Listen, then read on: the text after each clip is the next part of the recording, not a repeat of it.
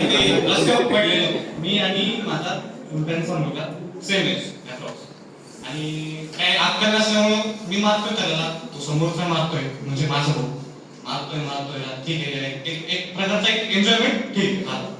तर मग next day माझ्या राईट जो लेफ्ट होता मी ज्या पायाने त्याला मारलं आणि माझ्या भावानं ज्या पायाने मारलं सेम त्याच दिवशी त्याच रात्री बेंड लागली.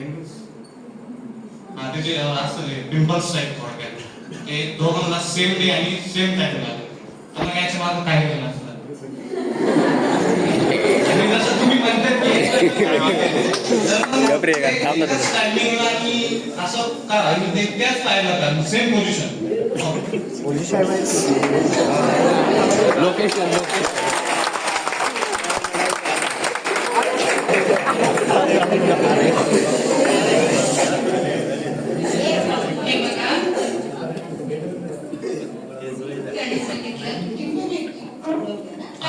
फक्त ते ब्लॅक कलरची बॉल जी असते ना जस्ट त्याने सांगितलं की लिंबू मी त्या पायाने उडवलं मी आणि माझ्या भावाला सेम जागेवर दोघांनाही सेम डेला गाठ झाली किंवा पुरळ आला हे काय असेल.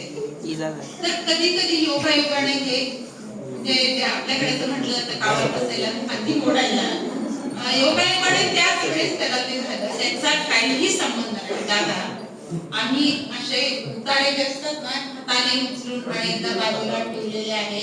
ऐकून घ्या ते नारळ घरी आणून फोडून खाल्लेलं आहे.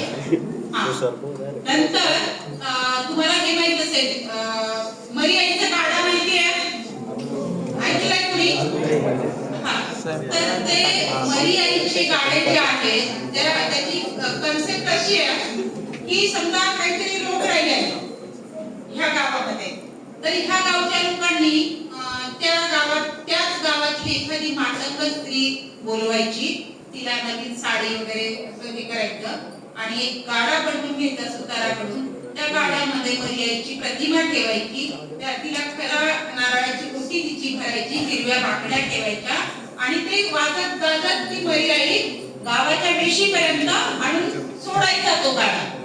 तर ज्या गावाच्या वेशीपर्यंत आणून सोडला त्यांनी पुन्हा त्या गावात सेम कृती करायची आणि तो जो आणून सोडलेला गाड्याला पुन्हा त्यांचा गाडा जोडायचा आणि तो नवीन वेशीवर न्यायचा. असे अनेक गाडे अशी वेशीवर आणून ठेवतात. तर असाच गाडा आमच्या तिथे सायखिंडी नावाचे गाव आहे, तिथे अनेक गाड्या मी नाशिकहून येताना ते पाहिले.